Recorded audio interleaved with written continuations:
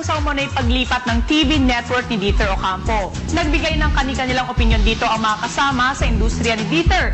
Pero totoo kaya ito o chismis? Nagpapatrol, Ginger Conejero. Ito ang balitang bumulaga ngayon sa mga dyaryo at showbiz news sites. Ang umano'y paglipat ng bakod ni Dieter Ocampo sa ibang istasyon. Matapos ang tagumpay ng iisa pa lamang kung saan tampok si Diet sa bigating cast, ikinagulat ng fans at mga taga-industriya ang usapang lilipat na ang aktor matapos ang 13 taon sa Star Magic. Sa pagtitipon ng kapamilya Young Stars sa isang clothing launch, hindi maiwasan mapag-usapan si Diet.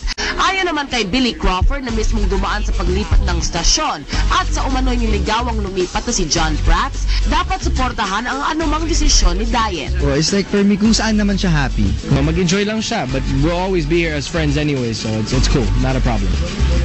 Ganon din ang suportang binigay ng leading man, John Lloyd Cruz. Kailangan mo ring isipin kung saan ka ba papunta or kung ano bang gusto mong puntahan. At the end of the day, you're talking about your happiness. Pero nang kunin ng TV Patrol World ang mismong komento ni Diet, isang bagay lang ang kinumpirma ng kampo ng aktor. Na sa ngayon, hindi pa kumpirmado ang kanyang mga desisyon dahil hindi pa siya nakakapirma ng kontrata sa labas ng DOS. Ginger Conejero, Patrol ng Pilipino.